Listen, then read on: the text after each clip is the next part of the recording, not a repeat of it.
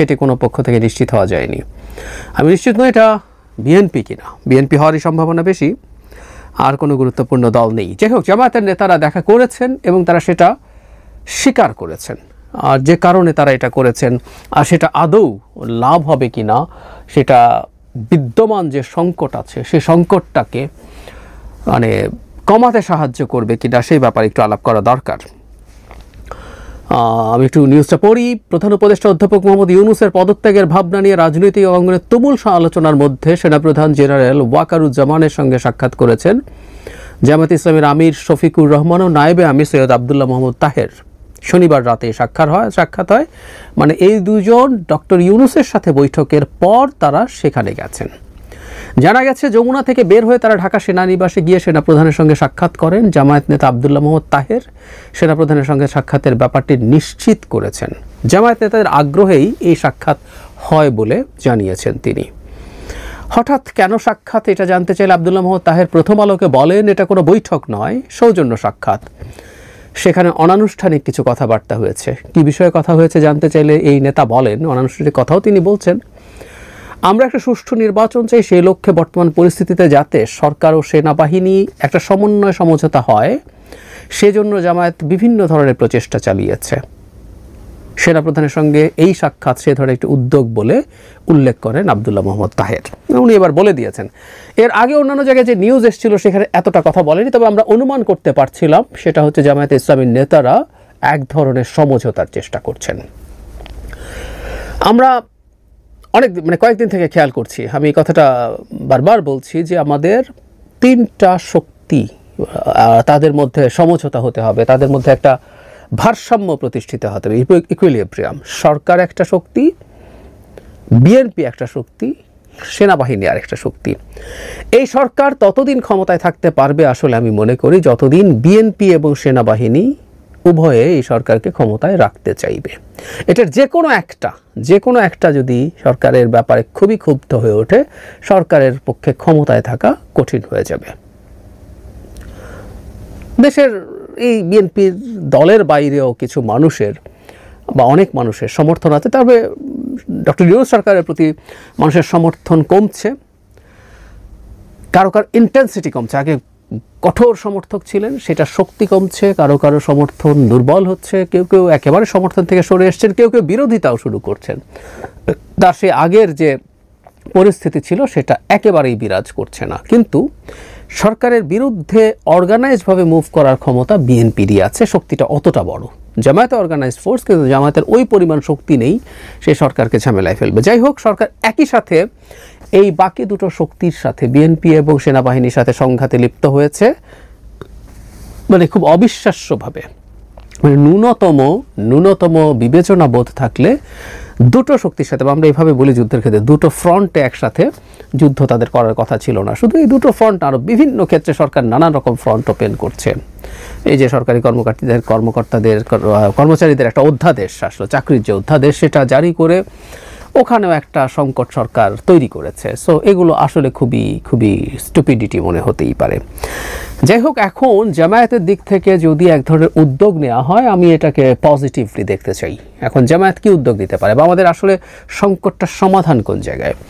এই যে সরকার একই সাথে ডক্টর ইউনূস, আমরা এখন স্পেসিফিকলি বলি, ডক্টর ইউনূস একই সাথে বিএনপি এবং সেনাবাহিনীর সাথে সংঘাতে লিপ্ত হয়েছেন, কারণ একটা ইস্যুতে এই দুটো শক্তি একই পয়েন্টে আছে, সেটা হচ্ছে ডিসেম্বরের মধ্যে জাতীয় নির্বাচন হতে হবে।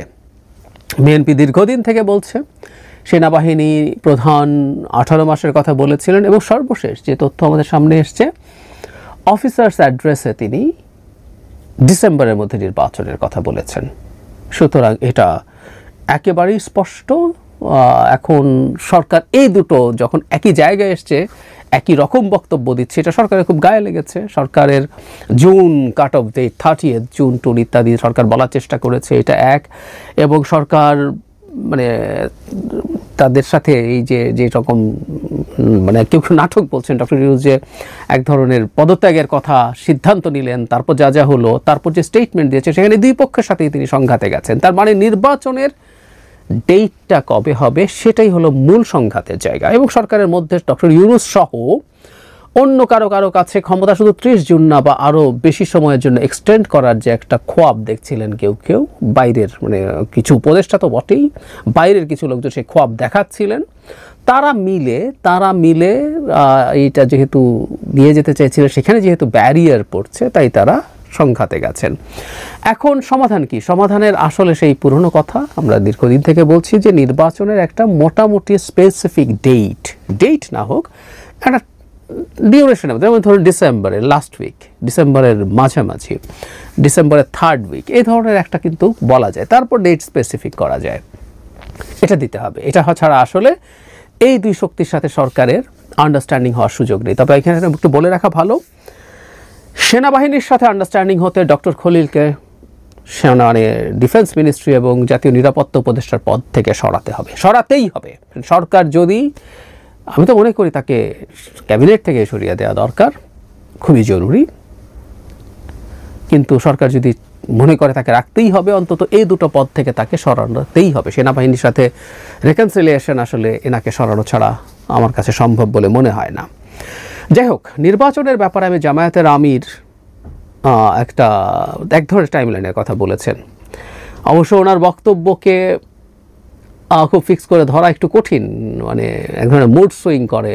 আমি আগে একদিন একটা ভিডিওতে একটু হালকা ঢঙে বলেছিলাম, তিনি একবার এক ধরনের কথা বলেছেন। আমাদের নিশ্চয়ই মনে আছে তিনি লন্ডন গেলেন, ফিরে এসে কোনো যদি কিন্তু ছাড়া রমজানের আগেই নির্বাচন হতে হবে বলে দিয়েছেন। পরে আবার তিনি সংস্কার, বিচার, ধানাই পানাই অন্যান্য এনসিপিরা যা বলে ঠিক একই রকমের কথা তিনিও আসলে আবার যোগ করে কথা বলতে শুরু করলেন। এবার সম্ভবত তিনি আবার প্রধান উপদেষ্টার কাছে গিয়ে দুটো কাট অফ ডেট, একটা হচ্ছে মিড অফ ফেব্রুয়ারি এবং এপ্রিলের, মানে রমজানের ঈদের পরপর, আর একটা সর্বশেষ সময় আসলে ওটাই।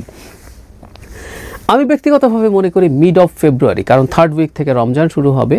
সো মিড অফ ফেব্রুয়ারি হচ্ছে সবচেয়ে আইডিয়াল যে সময়, সেটা যদি জামায়াতে ইসলামী এরকম একটা ডেট নিয়ে আলোচনা করতে যায়, সেটা সরকার যদি মেনে নেয়, মিড অফ ফেব্রুয়ারি আসলে একটা ভালো জায়গা হতে পারে। এবং জামায়াতের এই উদ্যোগটাকে, জামায়াতের আমির এবং নায়েবে আমির যে উদ্যোগ নিয়েছেন, যদি তারা এরকম একটা ডেটের ব্যাপারে আলোচনা করে সব পক্ষকে একমত করানোর চেষ্টা করেন, আমি এটাকে খুবই অ্যাপ্রিসিয়েট করব। কারণ বিবাদমান তিনটা পক্ষ যখন কারোর মধ্যে বিবাদ শুরু হয়, তখন একটা মধ্যস্থতা কাজ করে।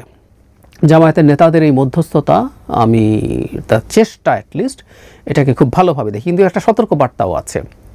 কিন্তু আমরা চাইবো যে সব পক্ষগুলো এখন এই আলোচনায় ঢুকবেন, সরকারকেও তার এই যে অতি কঠোর অ্যাটিটিউড থেকে সরে আসতে হবে। সরকারকে বুঝতে হবে, কোনো বিদেশি দেশ তাকে যদি খুব ফুসলে থাকে যে তাকে অনেক কিছু করবে, আমাদের এই জার্নিতে আমরা দেখেছি এগুলো কতদূর কী হয়। সুতরাং সরকার দিনের শেষে এই দুটো শক্তির সাথেই একটা আন্ডারস্ট্যান্ডিংয়ে যেতে হবে।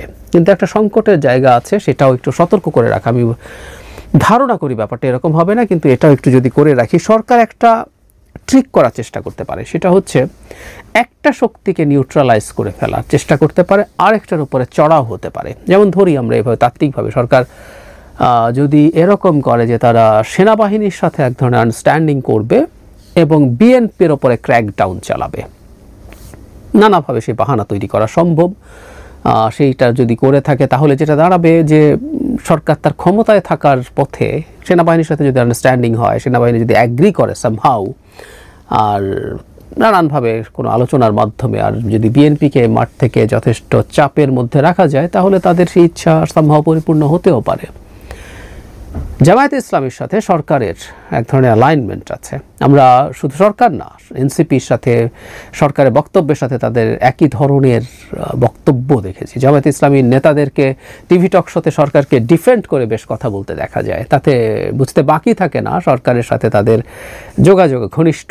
এবং এটাও ভুল না, আমরা অনেকেই জানি আমাদের দেশের অনেকগুলো জায়গায়, প্রশাসনে, শিক্ষাক্ষেত্রে, স্বাস্থ্যক্ষেত্রে, এরকম বহু জায়গায় তাদের যথেষ্ট প্রভাব আছে। এবং কে না জানে, যদি একটা নির্বাচন হয়, সেটা যদি বিএনপি ওভারওয়েলমিংলি জিতে যায়, তাদের এই প্রভাবগুলো থাকবে না। সুতরাং জামায়াত এনসিপির ভেতরের মধ্যে তারা যে ক্ষমতা উপভোগ করছেন, মানে জামায়াতের মতো একটা দল যে পরিমাণ ক্ষমতা উপভোগ করছেন এন্টায়ার হিস্ট্রিতে বাংলাদেশে তারা কোনোদিন করে নাই। 2001-06 সরকারে তাদের মন্ত্রী ছিলেন, দুটো মিনিস্ট্রিতে তারা ছিলেন, কিন্তু এই যে পুরো সরকারের উপরে বিরাট প্রভাব সেটা ছিল না। সুতরাং আমি আশা করব যে অ্যালার্মিংয়ের কথা বলছি, এ ধরনের কোনো প্রসেসের সাথে জামায়াত জড়িত হবে না। জামায়াত গণতান্ত্রিক রাজনীতি করে, তাদের ইসলামিস্ট রাজনীতি বা আইডেন্টিটি পলিটিক্স নিয়ে আমার রিজার্ভেশন আছে, কিন্তু আমি বহুবারই বলেছি তারা যেহেতু কনস্টিটিউশনাল ডেমোক্রেটিক পলিটিক্স করে, তাদের পলিটিক্যাল রাইটকে আমি সমর্থন করি। ভবিষ্যতের রাজনীতির স্বার্থে এই নির্বাচনে কী হবে না হবে তার চাইতে জরুরি কথা